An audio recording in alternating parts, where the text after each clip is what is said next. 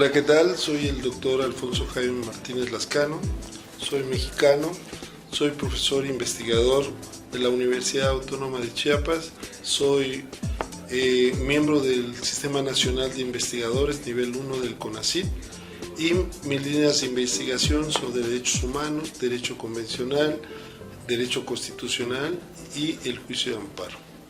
Hoy voy a hablarles, de acuerdo al programa del Congreso, del control difuso de convencionalidad y la independencia judicial.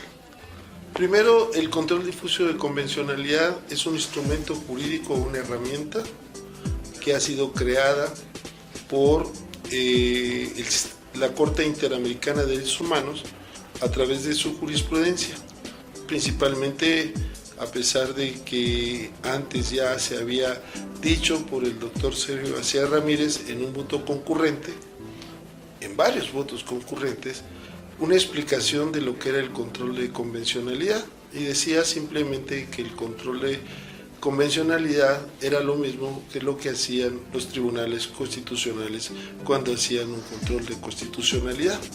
Pero a partir del 2006, la Corte, en el caso Almonadí Arellano versus Chile, establece una ampliación del control de convencionalidad, porque ahora no solamente la Corte Interamericana tenía la facultad para ejercerlo, sino que establece que todos los jueces de todos los estados parte, principalmente los 20 países que aceptan la jurisdicción de la Corte Interamericana, están obligados a hacer un control de convencionalidad y con dos características importantes.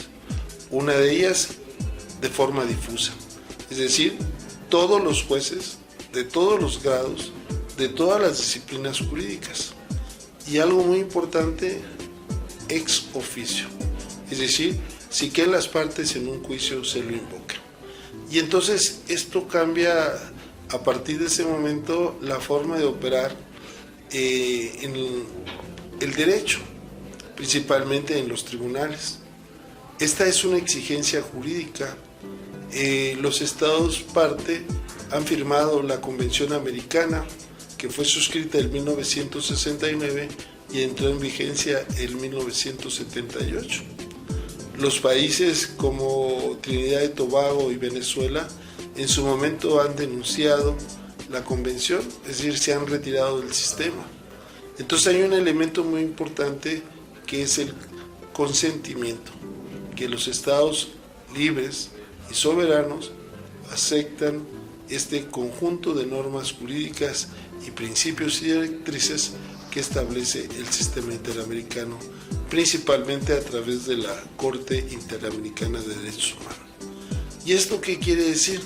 Bueno, que tenemos que dividir, como en todas las áreas del derecho, el derecho convencional en dos partes, la parte sustantiva y la parte procesal.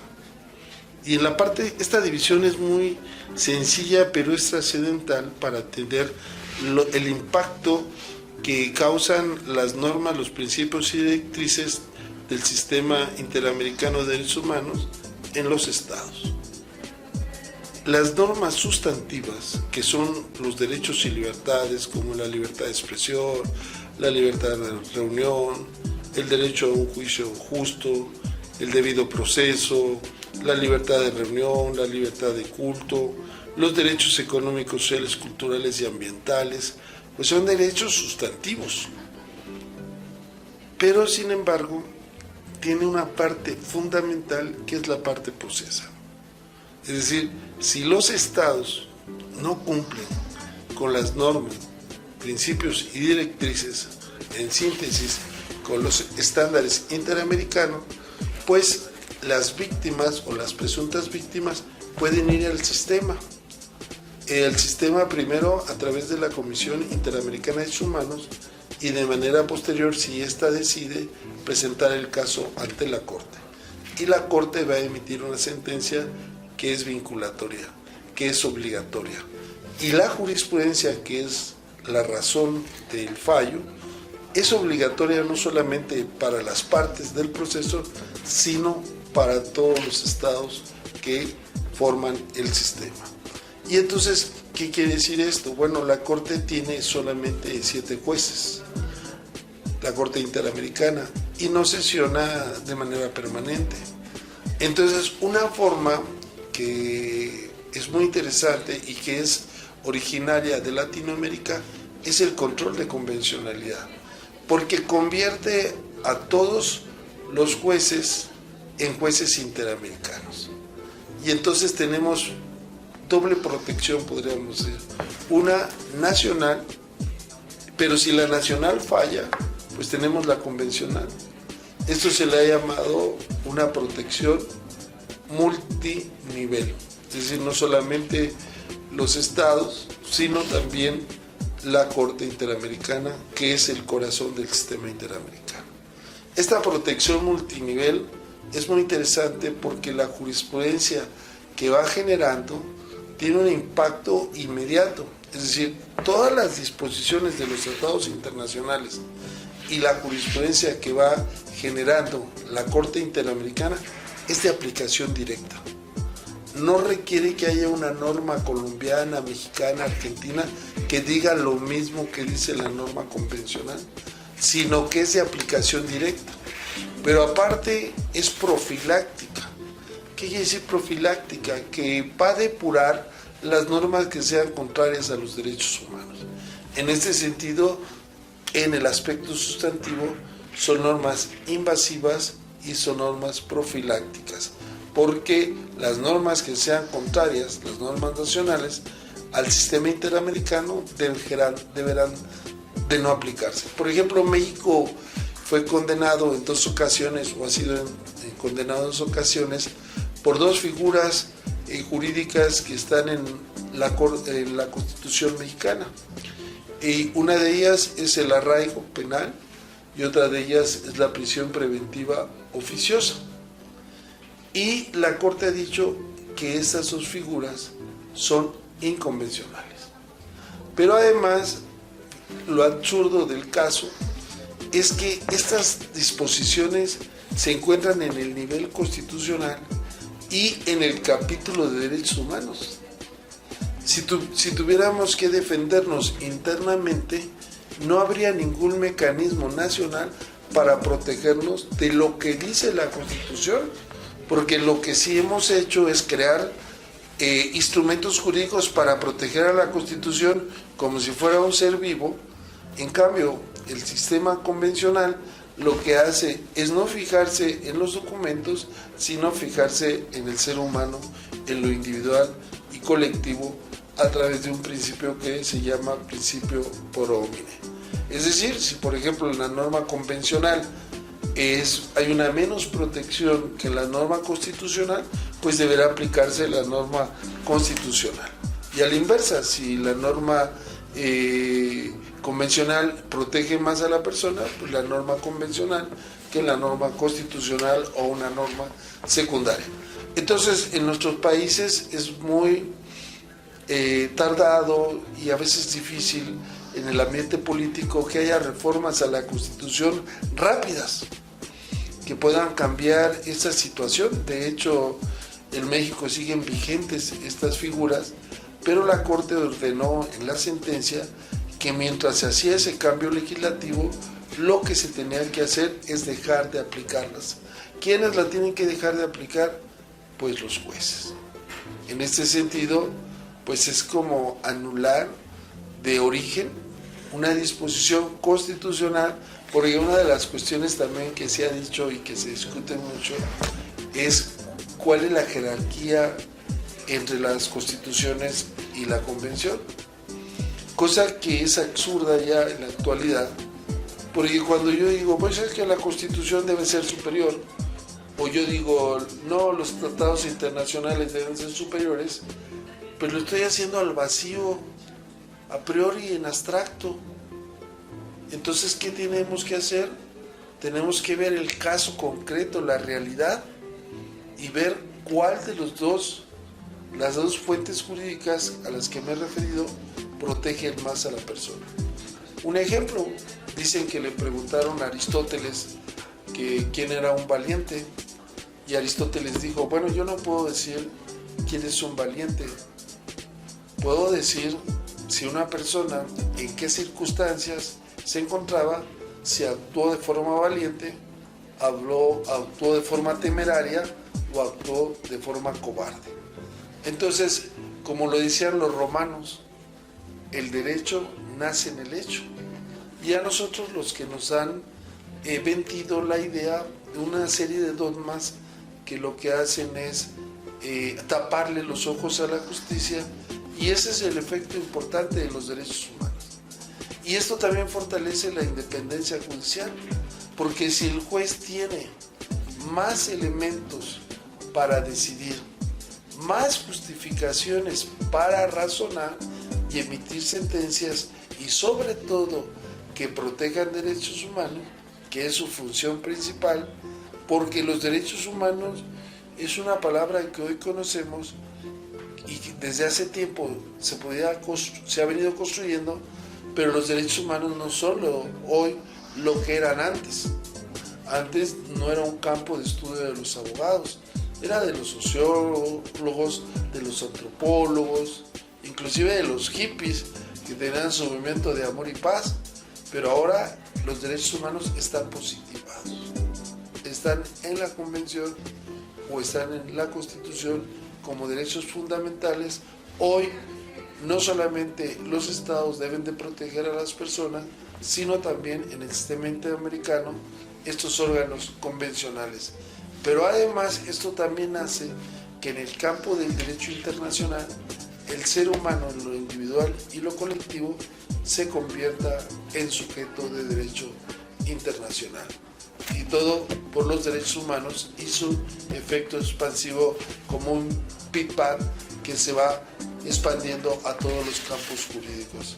Bueno, pues espero que estas ideas con sustento jurídico, no político, sirvan para preparar cada día mejores abogados, y que no olvidemos que nuestra tarea no es aplicar el derecho ciegamente, sino aplicarlo con justicia. Hasta pronto. Gracias.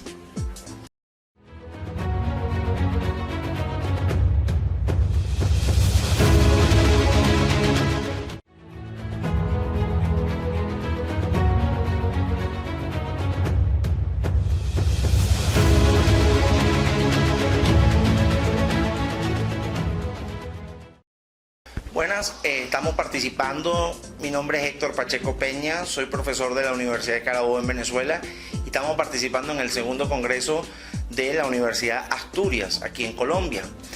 Vamos hoy a hablar sobre la convencionalidad como fuente del derecho.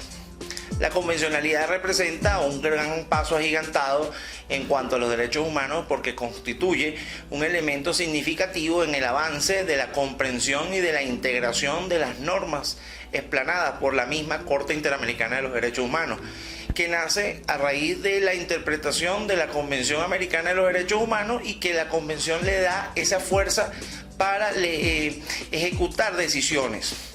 Esto es un tribunal. La Corte Interamericana de los Derechos Humanos nace en el año 78 y se mantiene en el año de 1986, cuando salen sus primeras decisiones. Está integrado por unos magistrados o jueces que son de diversas nacionalidades y que tienen como compromiso, ¿verdad?, conocer y decidir sobre los asuntos en que verse, bien sea por materia de consulta, bien sea por materia de decisiones de resolución de conflictos o controversias suscitadas entre los estados partes, o planteamientos que les hagan. Ha venido siendo la práctica que la Corte siempre es la segunda instancia. Sin embargo, a través del tiempo se estableció, con el caso de Chile, la razón de ser de la convencionalidad. ¿Qué es la convencionalidad? Constituye un paso, como dije anteriormente, agigantado, porque permite que las decisiones tengan un carácter de interpretación de la Convención Americana, y que a su vez tengan de fuerza ejecutiva para los demás países, en el sentido de que todos los países que son miembros puedan reconocer ese derecho y aplicarlo al orden interno de cada uno de los países. Ese control de la convencionalidad tiene un control concentrado que lo ejerce la misma Corte Interamericana de los Derechos Humanos, y tiene un control difuso que lo puede ejercer cualquier país que sea miembro en las acciones judiciales. Puede ser realizado por cualquiera de los jueces o puede ser invocado por cualquier particular o abogado o defensor ante situaciones de que versen análogas en los países que sean miembros. El caso de Venezuela es que no es miembro desde el año 2014, pero no obstante a eso, nosotros consideramos en la tesis que Venezuela, por lo menos en mi caso, como profesor y jurista venezolano, es que es una fuente de conocimiento del derecho venezolano. Entonces, la convencionalidad como fuente del derecho es importantísima, primero porque es una fuente de conocimiento. ¿Por qué? Porque responde a las necesidades y a decisiones sobre aspectos muy importantes que versan sobre los derechos humanos, bien sea debido proceso, bien sea por aplicación análoga de situaciones de acceso a la justicia, acceso a los tribunales, lo que es la tutela judicial efectiva, compromisos que tienen los estados como garantía para el cumplimiento del debido proceso en cada una de las instancias judiciales y la reparación del daño. Luego tenemos esa convencionalidad, yo la considero como una jurisprudencia, que son las sentencias reiteradas dictadas por la Corte Interamericana, que a su vez, porque son publicadas por las mismas a través de los medios oficiales, tienen lo que se llama la notoriedad judicial. Cuando hablamos de notoriedad judicial, se entiende como que a pesar de que no sea una persona parte, pero como en el hecho está siendo pública, todas las personas pueden tener acceso y pueden establecer ese criterio jurídico para que todo el mundo lo tenga la fuerza como tal. Yo insisto que este planteamiento de la convencionalidad está muy ligado a lo que se llama el principio de la progresividad de los derechos humanos, que en la Constitución venezolana está invocado en el artículo 23 y que constituye de que los derechos humanos tienden a ser progresivos, es decir, a ir consolidándose en el tiempo. Esto como tal, a pesar de que Venezuela no sea parte de la convención, a pesar de que no sea parte del sistema, sí puede tomar criterios de ese sistema en resoluciones de problemas internos y garantizar esas decisiones cuando sean factibles y ventajosas para el derecho actual y el derecho contemporáneo. ¿En qué sentido? Por ejemplo, si para la Corte Interamericana resulta que la reparación del daño se puede evidenciar en un proceso de menor cuantía o de menor distancia, entonces eso puede ser aplicable a cualquier procedimiento de ese mismo estilo para hacerlo más rápido, más expedito y que tenga los efectos que como tal debe tener. Otro de los aspectos que nosotros hemos señalado es en el caso de las lagunas del derecho. Cuando hablamos de la laguna del derecho, hablamos de los procesos de autointegración del derecho. Entonces, muchas veces, si nosotros aplicamos la convencionalidad para dilucidar esas situaciones de las lagunas del derecho y nosotros pudiéramos aplicar esos casos análogos a esas situaciones de laguna, entonces también tendría esa fuerza y ese vigor. Todo lo que implica la convencionalidad ha generado lo que se llama el derecho procesal convencional, que como no lo saben, y donde hay autores colombianos, como es el caso del doctor Jaime Cubí de Cárdenas, y de los mexicanos Alfonso Martínez Lascano y otros colombianos que es Sergio Caballero Palomino, ellos nos han imbuido en la necesidad de la convencionalidad, pero a través de un derecho procesal convencional que tiene unas características propias. ¿Cuáles? Primero, la interposición del recurso o de la acción ante la Corte Interamericana. El compromiso de independencia de los jueces en cuanto a la resolución de los mismos. La decisión oportuna y la supervisión que haga la Corte para el cumplimiento de las acciones que tenga. También tiene lo que se llama las medidas cautelares o medidas provisionales que pueda dictar en un proceso para garantizar la ejecución del fallo. En este caso, muchas veces, esa es la debilidad que tiene todo sistema interamericano, en particular el sistema interamericano de los derechos humanos, porque la ejecución del fallo depende mucho de los estados y muchas veces los estados, abusando de la soberanía nacional, evitan y eluden la responsabilidad que tienen de cumplir en la exactitud de los fallos. Vamos a hablar del caso de Perú, que también ha tenido muchas reiteradas sentencias de la Corte Interamericana en la materia de los derechos humanos y las desapariciones forzosas entre los periodos de los años 90. Es decir, el derecho procesal convencional nació para quedarse. Nació no simplemente como una fuente, sino como una fuente obligatoria para que todos los países, en la medida de sus posibilidades, vayan estableciendo un sistema regional que permita adecuar la jurisdicción interna o la obligación interna a la obligación a este sistema interamericano. No, esto no quiere decir que se está sacrificando la formación y la capacidad de los países, no. Por el contrario, lo que se está es unificando criterios para hacerlo más novedoso. En el caso del control difuso, por lo menos que es parte de ese derecho procesal convencional, nosotros tendríamos que aplicar el que sea más ventajoso. Si la Corte establece un periodo de presentación de imputado de 48 horas en la detención y el sistema interno habla de 12, creo conveniente que debería ser el sistema interno el que aplicase. Eso es lo que tienen que hacer muchas veces. ¿Para qué? Para garantizar las garantías ciudadanas, que son parte integral de los derechos humanos. ¿Por qué? Porque cuando hablamos de derechos humanos simplemente pensamos en los derechos civiles, y no es así. Los derechos humanos comprenden los derechos civiles, los derechos políticos, los derechos económicos y los derechos laborales y sociales. Entonces, de verdad que es un gran abanico de oportunidades, a manera de que se extienda la convencionalidad como una forma de respaldar todo lo que tiene que ver con el derecho interno. No solo Venezuela, que no forma parte del sistema interamericano, también no forma parte ni Trinidad y Tobago, ni Nicaragua, ni los Estados Unidos. A manera de conclusión, en primer lugar, la fuente del derecho es de donde emana y brota el derecho. Por lo tanto, la convencionalidad, la convención como tal, es una fuente del derecho, reconocida a través del principio de la progresividad, porque es un tratado suscrito y ratificado en caso de Venezuela, por el gobierno venezolano. En consecuencia, no puede ser derogado bajo ningún concepto. Por el contrario, así en Venezuela haya hecho la denuncia del sistema interamericano, eso no significa que la convención deba ser aplicable en aquellos casos que sean necesarios para garantizar los derechos que efectivamente están allí. Por ejemplo, el caso de los estados de excepción y los derechos que no pueden ser vulnerados durante los mismos.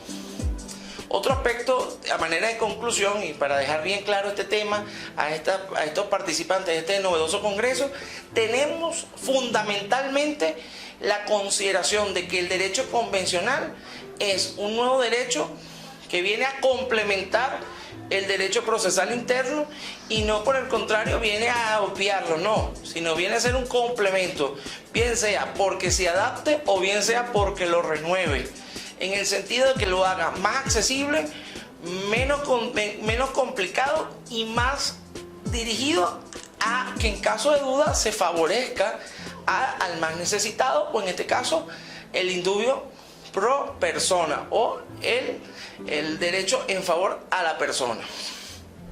También el derecho, la convencionalidad nos permite tener consideraciones mayores. ¿En cuanto a qué? En cuanto a la naturaleza del derecho y la aplicación de los derechos fundamentales y la ponderación de los mismos a la hora de que exista controversias y conflictos entre dos o más derechos. Eso es la función, y como fuente debe ser de obligatorio cumplimiento para todos los jueces tener la revisión exhaustiva de cada una de las sentencias dictadas por la Corte Interamericana, a los fines de que se ilustre y pueda adaptar criterios novedosos que hagan factible, así como en Venezuela, por ejemplo, el caso de la sentencia del cónyuge necesitado, se aplique las diversas sentencias de la Corte Interamericana como fuentes de conocimiento que si bien es cierto, serían en favor de alcanzar el fin supremo del derecho, que es la justicia. Al último aspecto de la convencionalidad, me permito, para que cerremos este capítulo tan novedoso y tan interesante, es entender que los derechos humanos no simplemente son principios, sino que no es un principio como la persona lo entiende, sino que involucra la ejecución de la restitución o reparación de un hecho que haya sido lesionado. En consecuencia, no podemos simplemente creer o entender que la conveniencia del Estado es la percepción que se tenga sobre el mismo, ¿no? Por el contrario, responde a unas necesidades particulares de un ciudadano que amerita, que recurre a una acción judicial para que le sea restablecido el derecho infringido. O en consecuencia, entonces el mecanismo de supervisión, esa convencionalidad, así haya un Estado que haya denunciado el sistema, debe existir para que él pueda tener una tranquilidad de que cuando no exista en su país una garantía de imparcialidad o una garantía de independencia y de idoneidad del sistema judicial, pueda acudir a este sistema interamericano siempre y cuando forma parte del esquema latinoamericano.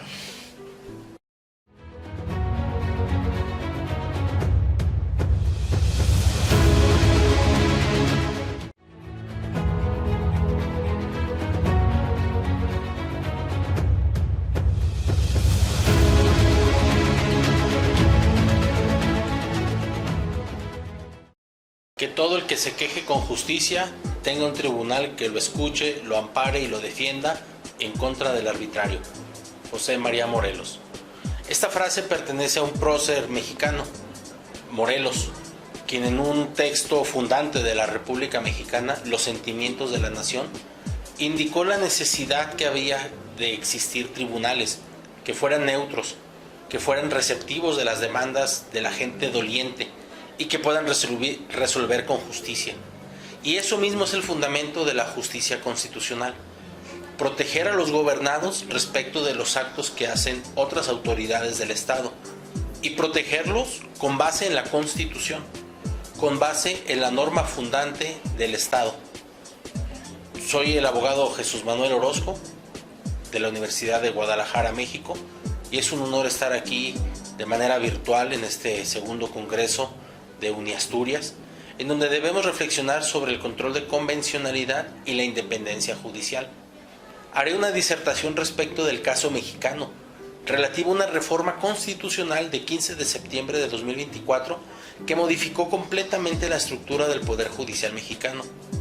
Aquí se estableció que tendrían que hacerse una elección por voto y sufragio directo de todos los ciudadanos respecto de la totalidad de jueces. Es decir, una justicia seleccionada con base a la voluntad popular y con base a las mayorías. Esta situación puede sonar benéfica e incluso los poderes políticos se han jactado de que México se convierte en el estado más democrático del orbe. Pero democracia no solamente es el sufragio, es ir a depositar el voto en una urna. La democracia significa una forma de vida, una forma de estructuración de las instituciones y los poderes del Estado, en donde puede existir una armonía, donde puede existir una división de poderes. Y justo este principio de la división de poderes es el que ha sido trastocado en México. Actualmente, en el año 2024, el actual Poder Ejecutivo arrasó en las elecciones y también ganó tanto el Poder Ejecutivo, la Presidencia de la República, como las mayorías calificadas del Congreso en el Poder Legislativo. Y se pudo reformar la Constitución mexicana, que es una constitución en teoría rígida, es decir, que necesita un procedimiento de reforma más firme que cualquier reforma a otro tipo de legislación. Es decir, una constitución rígida es la que requiere mayorías calificadas de los integrantes de las cámaras legislativas, en este caso 2/3 partes. Una vez que el actual gobierno mexicano y el partido dominante, que es Morena, gana estas elecciones de 2024, adquieren una mayoría calificada de 2/3 partes y pueden modificar la Constitución. Y ocurre un caso bastante peculiar en el cual dos poderes del Estado, el Ejecutivo proponiéndolo y el Legislativo aprobándolo, se encargan de reconfigurar completamente a otro poder del Estado, que es el judicial. Y se elimina el sistema de nombramiento y selección de jueces. Y se toma un modelo, con muchos matices se fue introduciendo esta idea, en el cual lo más sano sería que toda la población eligiera por sufragio directo a los jueces. En un principio, esta propuesta se dijo que podía funcionar en muchas partes del mundo. Se aludió, por ejemplo, al caso boliviano, y en efecto, el país andino puede seleccionar a los integrantes de las altas cortes mediante el sufragio directo, como es el Tribunal Constitucional Plurinacional de Bolivia, la Corte Suprema y el Tribunal Superior Agrario.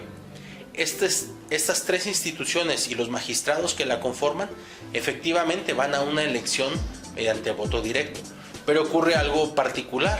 Bolivia es un estado, un país que tiene 9 departamentos. Y cada uno de estas altas cortes que me referí tiene 9 integrantes. De manera que cada departamento podía elegir a uno de sus representantes para que se sentara en una de las magistraturas. Y la elección se organizaba de manera en que cada departamento ponía una lista de 2 candidatos varones y 2 candidatos mujeres para que pudieran ser electos. También se aludía en estos fundamentos de la reforma en México que en Estados Unidos se hace una elección de jueces, y en efecto en los estados integrantes de la Unión Americana se eligen algunos jueces. Pero debemos de recordar que la familia jurídica que impera en Estados Unidos es el common law, es decir, votar y resolver casos a través de precedentes, y que los asuntos en la jurisdicción ordinaria que tramitan los jueces, la mayoría de decisiones se toman con base a jurados, es decir, el punto volitivo de una decisión viene de la opinión de 12 ciudadanos que toman una resolución después de haber escuchado la práctica de pruebas en juicios. Y el juez se convierte más bien en un guía procesal sobre cómo poder realizar el procedimiento. Es decir, no tiene por mucho ni para nada comparable el poder que pudieran tener los jueces federales o estatales en una jurisdicción como México. Hay un trasfondo político en esta reforma que no es otro que el partido gobernante en el sexenio anterior, que es el mismo del actual, Morena, vio mermado muchos de sus políticas mediante decisiones judiciales a través del juicio de amparo. El amparo mexicano fue ideado precisamente para defender a las personas, y muchas personas acudían a promover amparos que se lograban anular muchas leyes que fueron aprobados, o muchos actos administrativos o políticas públicas que se implementaban, y ese juicio de amparo que resultaba favorable para proteger la Constitución y el ciudadano era interpretado como una afrenta directa al gobierno en turno.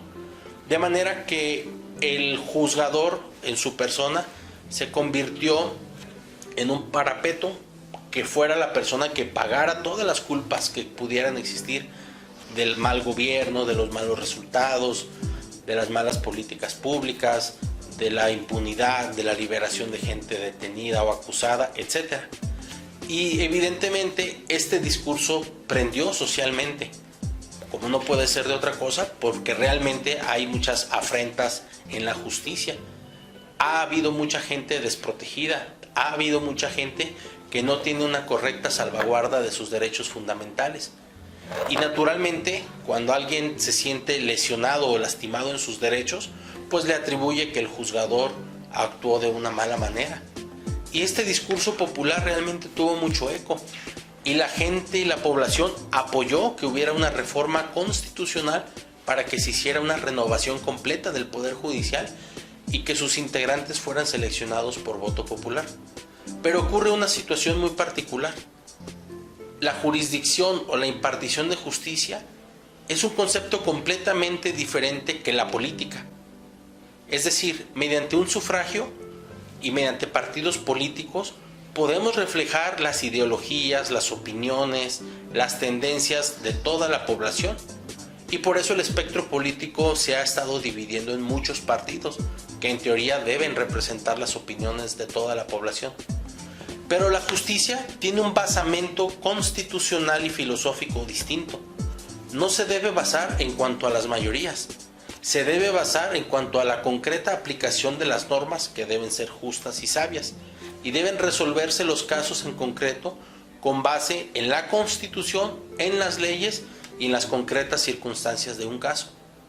Y estamos entonces con este tipo de reforma transitando un modelo bastante peligroso, en el cual la fuente de legitimación de un juez y de un legislador es la misma, que es el voto popular de las personas. Y si una persona vota a través de un partido político para que se haga un tipo de ley, pero igualmente vota a través de un juez para que se imparta un tipo de justicia, va a llegar indefectiblemente una colisión en la que el juez sentirá que la fuente de legitimación es la misma que la del legislador y podría válidamente decir: yo esta ley no la voy a aplicar porque mi electorado no la desea.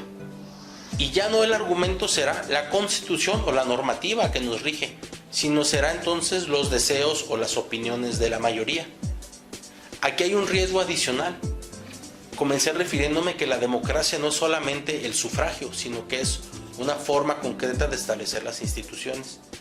Y realmente uso, por ejemplo, las ideas de Norberto Bobbio, que indicaba que no hay nada más dañino para la democracia que un exceso de democracia. Es decir, no se pueden poner a elección todas las cuestiones cotidianas que ocurren, porque eso banaliza el momento del sufragio. Solo las grandes decisiones son las que sí debe ser llamado y concurrido toda la población para que puedan tomarse una determinación o ver sus opiniones a través del sufragio. Pero estar incesantemente llamando a la población a que todo sea mediante consulta popular o incluso que la justicia sea a través de popularidad es un paso sumamente peligroso. Esta reforma a la que me he estado refiriendo es de 15 de septiembre de 2024. Ya estamos a algunos meses de distancia y se ha comenzado a implementar. Y en México ya han iniciado en el mes de abril de 2025 las campañas para que las personas interesadas en poder obtener un puesto en la judicatura sean electas. Y hemos visto situaciones realmente patéticas, en donde realmente no vale ahora el conocimiento, la experiencia, la prudencia, la sabiduría, la bonomía, la rectitud, que son los atributos esenciales que clásicamente se le ha considerado a una persona juzgadora. Ahora lo importante es la popularidad y es tomar votos y llamar la atención. Entonces hemos tenido campañas que más bien parecen promocionales de influencers o promocionales de algún producto para que pueda ser consumido masivamente.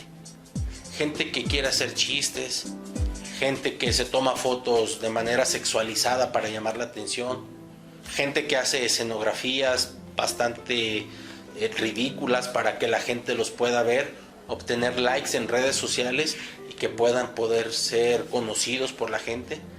Es decir, se quitó lamentablemente en México a muchas personas juzgadoras que tienen una carrera de 10, 20, 30 años impartiendo justicia y haciendo un trabajo jurídico serio, en la cual son carreras dedicadas a la impartición de justicia, que implican un estudio, implican actualización, implican la experiencia de estar todos los días de la semana leyendo las constancias de los expedientes, actualizando la jurisprudencia, dictando, resolviendo, corrigiendo sentencias, etc.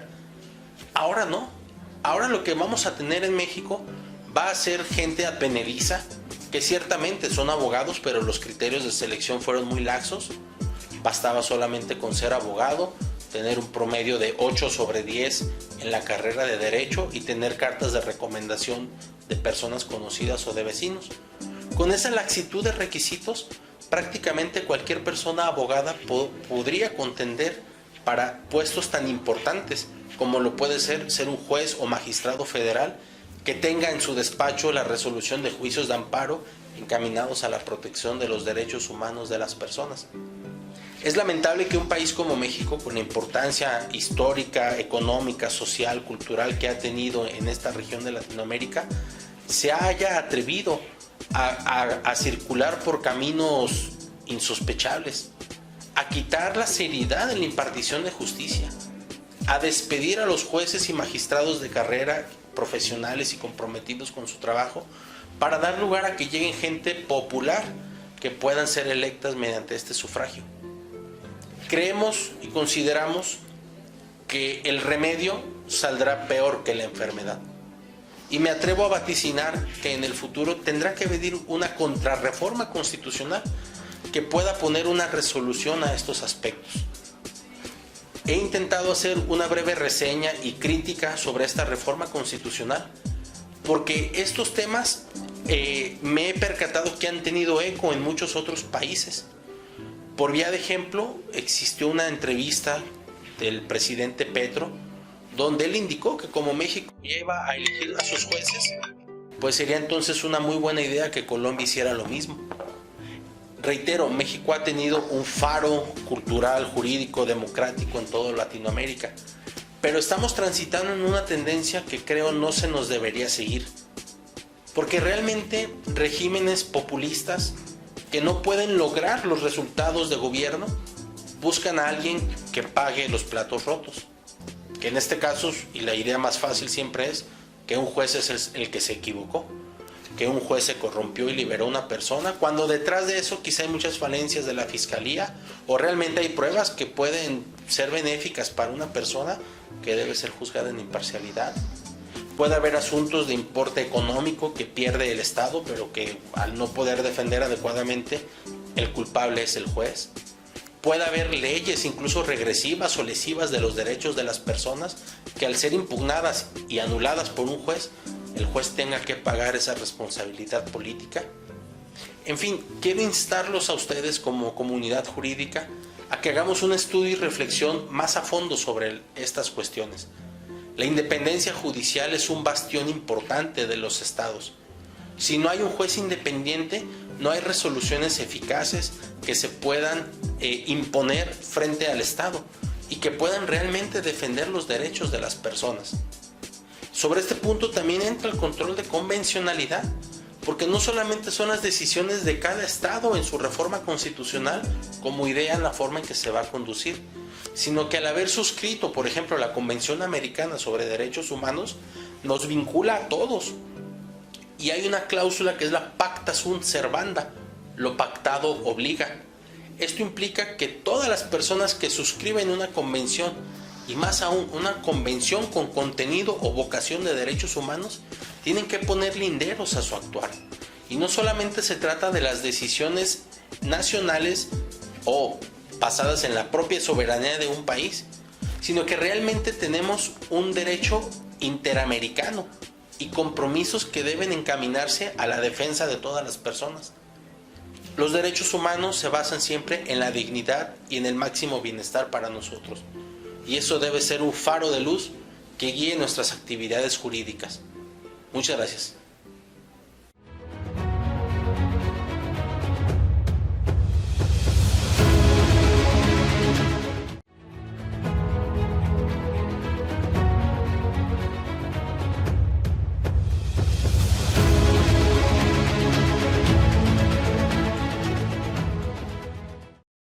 Mi nombre es Luis Manuel Marcano Salazar. Voy a hablarles sobre el paradigma de disolución judicial, claves para identificar el colapso del Estado de Derecho. El Poder Judicial es una de las instituciones fundamentales para la estabilidad de un Estado democrático. Sin embargo, a lo largo de la historia, distintos gobiernos han intentado debilitarlo, deteriorarlo e incluso destruirlo para consolidar su poder. Este proceso se ha dado en regímenes tanto autoritarios como formalmente democráticos. Lo hemos denominado el paradigma de la disolución judicial. Lo he definido como un proceso sistémico e interdependiente de erosión y desmantelamiento de la independencia judicial, influenciado por factores tanto internos como externos. Este fenómeno, distinguidos estudiantes, transita a través de tres fases fundamentales: el debilitamiento, el deterioro y la ruptura, las cuales configuran una dinámica progresiva de descomposición institucional. Dicho proceso afecta de manera integral la estructura holística del Poder Judicial, abarcando desde los abogados y jueces de instancia hasta los ministros de la Corte Suprema, comprometiendo así los principios de imparcialidad, autonomía y separación de poderes que son esenciales para el Estado de Derecho. Esta propuesta teórica que he presentado a la academia busca explicar cómo los regímenes políticos, especialmente aquellos con tendencia autoritaria, erosionan progresivamente la independencia judicial hasta convertirla en un instrumento de control y represión política. Desde una perspectiva epistemológica, el paradigma de disolución judicial parte del análisis estructural de las instituciones y de los procesos de captura del Estado de Derecho, articulando elementos del neoconstitucionalismo, la teoría del autoritarismo competitivo y la judicialización de la política. Se trata de un marco analítico que permite comprender las estrategias de los gobiernos para transformar al Poder Judicial en un mecanismo de legitimación del poder hegemónico en detrimento del Estado de Derecho. El paradigma de disolución judicial se sustenta en tres elementos esenciales que describen el proceso de erosión de la independencia del sistema judicial: el debilitamiento, el deterioro y la ruptura. Estos conceptos permiten entender cómo las instituciones judiciales pueden ser desmanteladas progresivamente hasta convertirse en meros instrumentos del control político.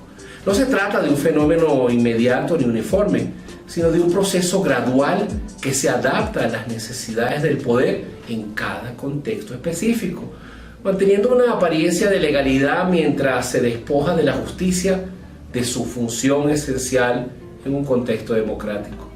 El debilitamiento es la primera fase y suele presentarse con reformas legales aparentemente técnicas que restringen la autonomía judicial, la manipulación en los nombramientos de jueces y recortes presupuestarios que limitan la operatividad de los tribunales. Aunque el sistema judicial sigue existiendo formalmente, su capacidad de actuar con independencia se ve socavada progresivamente. Luego, el deterioro, que es la segunda fase del Poder Judicial, profundiza esta crisis al deslegitimar la justicia, ya sea mediante la corrupción interna, la politización de las decisiones judiciales o la instrumentación de los tribunales para favorecer intereses gubernamentales. En este punto, distinguidos estudiantes, el Poder Judicial deja de ser un contrapeso real y se convierte en un facilitador de la agenda del Poder Ejecutivo, destruyendo la confianza ciudadana en la imparcialidad de la justicia. Por último, encontramos que la ruptura judicial representa el punto de no retorno. Los jueces ya no actúan como intérpretes de la ley, sino como ejecutores de las órdenes del poder político. En este escenario, distinguidos estudiantes, la justicia es utilizada para perseguir a la oposición, consolidar el autoritarismo y garantizar la perpetuidad del régimen. Las instituciones democráticas quedan vacías de contenido y la apariencia de legalidad solo sirve para justificar la concentración absoluta del poder. De tal manera que el paradigma que propongo, distinguidos estudiantes, buscan generar alertas tempranas del proceso de disolución judicial. Vamos a ver ahora esas conductas que pudieran ceñirse a cada una de estas fases que he descrito. La primera fase es el debilitamiento.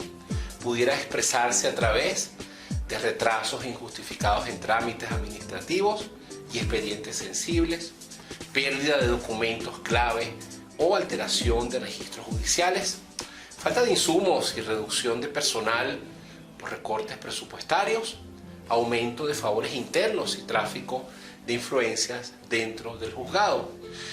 Para los abogados, la restricción en el acceso de expedientes e información judicial clave, obstaculización de recursos legales y dilación de juicios sin justificación, y filtración de información privilegiada sobre casos a ciertos sectores de poder, nombramiento de jueces con vínculos políticos y sin evaluación técnica.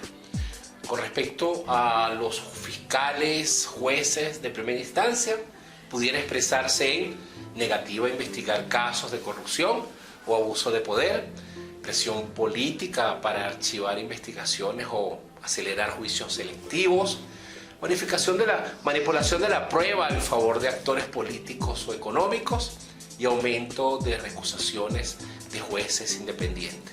También resoluciones ambiguas que favorezcan la impunidad en casos de corrupción. Con respecto al deterioro, que es la segunda fase que nosotros hemos identificado, pudiera expresarse de la siguiente forma: fabricación de pruebas o filtración de información para incriminar opositores, protección de funcionarios gubernamentales frente a investigaciones por corrupción, presencia de redes de soborno en la Fiscalía o Policía Judicial para modificar casos, utilización de informes periciales manipulados para favorecer ciertos fallos. Y con respecto a los jueces y tribunales de apelación y jueces superiores, esta fase pudiera expresarse de la siguiente forma: conductas como designaciones arbitrarias, destituciones de jueces incómodos, que sean incómodos para el poder político, aumento de presiones desde el Ejecutivo para fallos favorables, disparidad de criterios en casos similares según intereses de carácter político, reducción de sentencias en casos de corrupción, de aliados gubernamentales, deslegitimación de jueces independientes mediante campañas mediáticas. Y con respecto a los ministros de la Corte Suprema de Justicia, esto pudiera expresarse de la siguiente forma: aprobación de reformas que limitan la autonomía judicial y amplían el control del Ejecutivo, reinterpretación de normas constitucionales para consolidar el poder del gobierno, falta de pronunciamiento en violaciones graves a derechos humanos, creación de tribunales ad hoc para procesar a opositores políticos, eliminación de controles sobre el Ejecutivo bajo el argumento de estabilidad institucional, uso sistemático de la justicia como herramienta de persecución política y procesamiento de líderes opositores con pruebas fabricadas y juicios express. Y con respecto a la ruptura, que es la fase más sensible, en donde, distinguidos estudiantes, ya no hay democracia. El sistema judicial en su conjunto se puede expresar esa ruptura a través de uso sistemático de la justicia como herramienta de persecución política, procesamiento de líderes opositores con pruebas fabricadas y juicios express, exilio forzado o encarcelamiento de jueces independientes o ministros de la Corte Suprema, utilización de la ley para criminalizar la protesta y restringir las libertades, expulsión de observadores internacionales y organizaciones de derechos humanos. Y con respecto a la cúpula judicial y en la Corte Suprema de Justicia, se pudiera expresar de la siguiente forma: subordinación total del Poder Judicial al Ejecutivo. Es el bufete del presidente, sin independencia en sus decisiones. Legalización de medidas autoritarias mediante fallos judiciales favorables al régimen, reelección indefinida del gobernante con respaldo de la Corte Suprema acomodada con el factor político, eliminación de la separación de poderes y consolidación de un Estado autocrático. La Corte Suprema se convierte en el brazo legal del gobierno sin posibilidad de control democrático.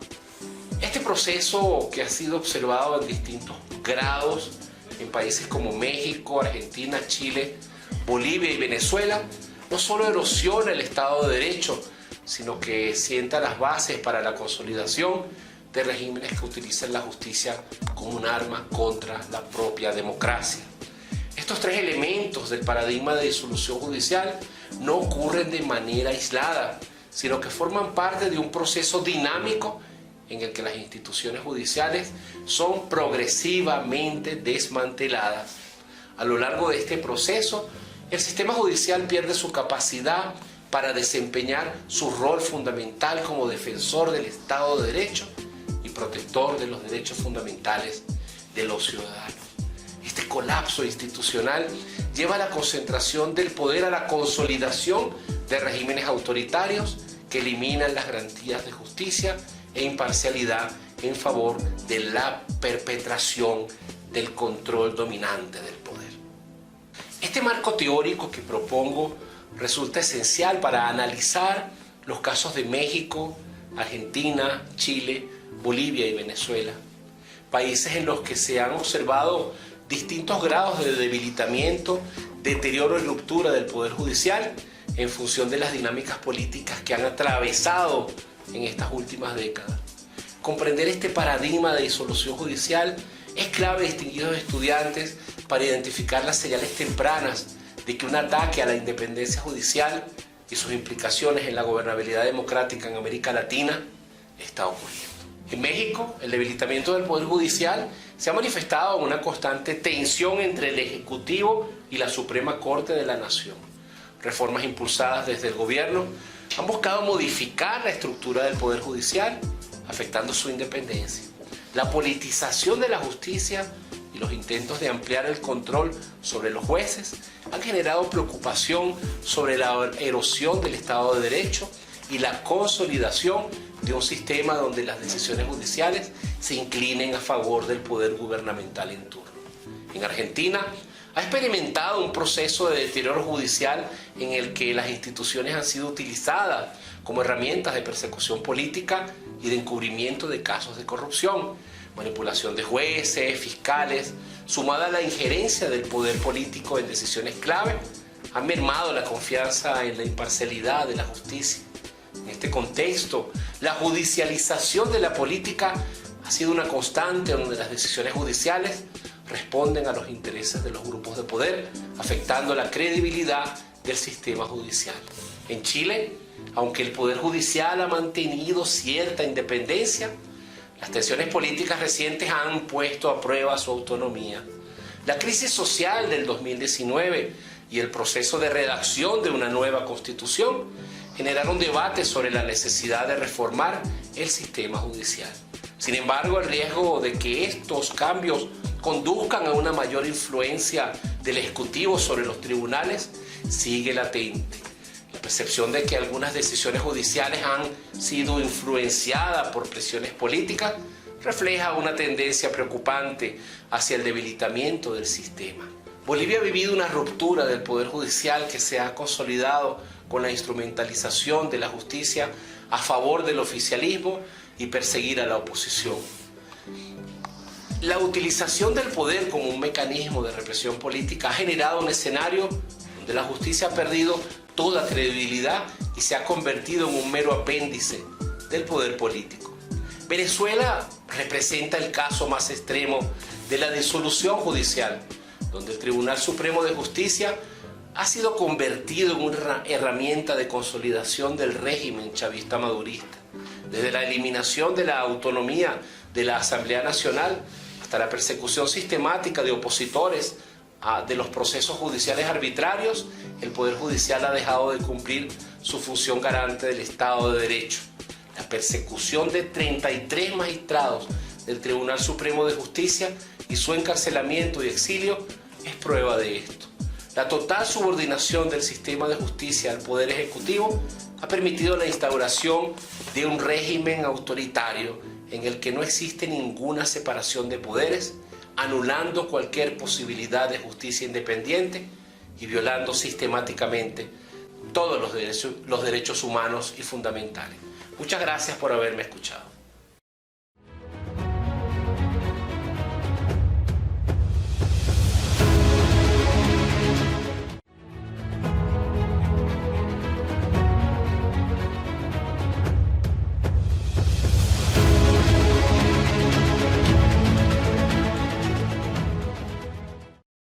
Muy buenas tardes a todos. Mi nombre es Juan Pablo Ramírez, soy del Instituto de Investigaciones Jurídicas de la Universidad Autónoma de Chiapas, México. Es un gusto estar en esta institución universitaria Asturias para hablar un poco de algunas reflexiones sobre lo que es el control de convencionalidad. Voy a responder 3 preguntas. ¿Qué es el control de convencionalidad? Bien, el control de convencionalidad es una de las herramientas creadas por uno de los organismos más importantes en defensa de los derechos humanos, que es la Corte Interamericana de Derechos Humanos. El objetivo del control de convencionalidad es que los jueces nacionales puedan implementar su derecho interno y aplicar su derecho interno observando las reglas de la Convención de los Derechos Humanos. Pregunta número 2. ¿Cuál es la importancia del control de convencionalidad? Bien, básicamente podemos decir que el control de convencionalidad es una herramienta que fortalece el sistema interamericano de derechos humanos al determinar que los jueces tienen que aplicar las resoluciones y criterios de la Corte Interamericana de Derechos Humanos al emitir sus resoluciones. Estas resoluciones y este acto del control de convencionalidad le recuerda a los estados cuáles son sus obligaciones internacionales. Y número 3, ¿el control de convencionalidad viola la soberanía de los estados? Desde mi punto de vista, por supuesto que no. Al contrario, el control de convencionalidad es una herramienta creada precisamente para que los estados nacionales no violen derechos humanos y tengan un auxiliar a la mano para poder aplicar su derecho interno sin caer en estas faltas. Obviamente el derecho de los países a veces presenta tensiones porque a veces cuentan con normas que van en contra de las normas internacionales, pero es básico y primordial que los jueces y los operadores jurídicos se preparen en control de la convencionalidad para que puedan solventar estas tensiones y poder aplicar las leyes de su país con total y absoluto respeto a nuestros derechos fundamentales, tal y como lo señalan todos los instrumentos internacionales y los estándares internacionales que tienen el objetivo de proteger a los derechos humanos fundamentales de todas las personas. Esta es mi participación, les agradezco mucho su atención. Un abrazo.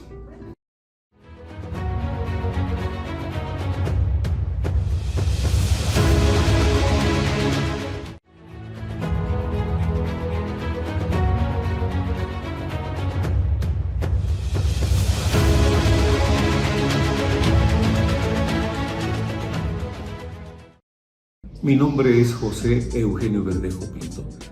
Vengo a platicar con ustedes un tema de suma importancia allá en México, que es la violación de los derechos laborales en mi país. Todos conocemos que la mayor parte de delitos laborales son conocidos por el incumplimiento de las condiciones generales de trabajo, que comprende salarios, horas de trabajo, condiciones de seguridad, acoso laboral, o llamado mobbing, el despido injustificado, las violaciones a la seguridad social, las vacaciones no pagadas, el aguinaldo, el reparto de utilidades, el trabajo infantil forzado, la contratación de menores y la falsificación y retención de documentos como los pasaportes. Me voy a referir a dos casos concretos: violaciones al personal docente y violaciones que hace el personal que trabaja en el área de aduanas. En cuanto al primer caso, tenemos la historia de la reforma educativa y cómo ha sido represiva. En 2016, durante las protestas contra la reforma educativa del gobierno de Enrique Peña Nieto, el magisterio en Chiapas y de otros estados enfrentaron la represión policial severa. La reforma incluía evaluaciones obligatorias para los docentes, lo que generó resistencia entre los maestros, quienes veían en estas medidas una amenaza a sus empleos y de sus derechos laborales. Durante las protestas, varios maestros fueron detenidos arbitrariamente y acusados de delitos como robo o lavado de dinero. Estas detenciones fueron vistas como una estrategia del gobierno para desmovilizar el movimiento docente. El 19 de junio de 2016, en Nochistlán, Oaxaca, hubo un incidente violento donde la policía abrió fuego contra los manifestantes, incluyendo maestros, resultando una muerte y 3 heridos. Aunque este incidente ocurrió en Oaxaca, quiero decirles que eso refleja la tensión generalizada en el país de este periodo.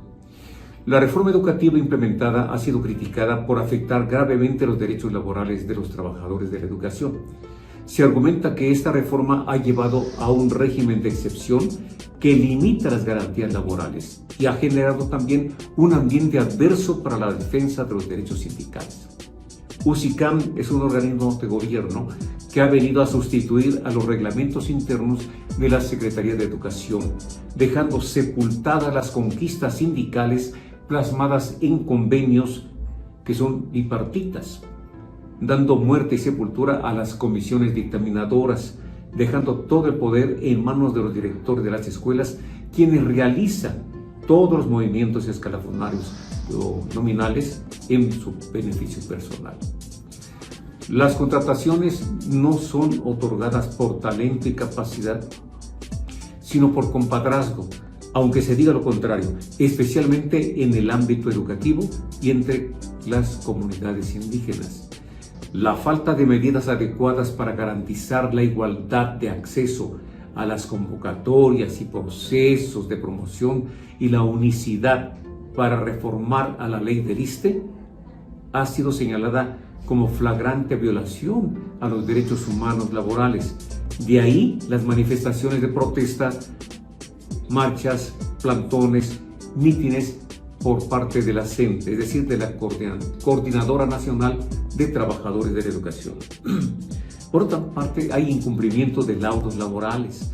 La Comisión Nacional de los Derechos Humanos ha documentado casos en los que el gobierno ha incumplido laudos favorables dictados por tribunales laborales, lo que afecta directamente el derecho a la justicia y a la seguridad jurídica de los trabajadores. Las autoridades educativas no han cumplido con sentencias que ordenan reinstalaciones, pago de salarios caídos, adeudos de ejercicios anteriores y más. Los trabajadores, incluso del sector agrícola y de servicios, enfrentan condiciones laborales precarias. Incluyo aquí salarios muy bajos, largas jornadas de trabajo sin compensación adecuada y falta de seguridad social. Esto es particularmente evidente entre los trabajadores cañeros y de los migrantes que laboran en condiciones abusivas. Por cierto, los trabajadores migrantes son particularmente vulnerables. Por su condición migratoria y la falta de acceso a recursos legales efectivos, hace que las autoridades abusen de ellos. Por tanto, para mí es crucial que las autoridades tomen medidas serias y eficaces para garantizar el cumplimiento de las leyes laborales y así proteger los derechos de todos los trabajadores. Aunque las protestas han disminuido, las tensiones entre el gobierno y los trabajadores al servicio de la educación todavía persisten. La CENTE continúa denunciando amenazas, despidos, falta de pagos, deducciones salariales indebidas, lo cual mantiene un clima de inseguridad laboral, con reclamos permanentes que se manifiestan en marchas, paros, abandono del trabajo, abandonan las aulas y esto entorpece incluso el tráfico y todas las actividades diarias por parte de la ciudadanía.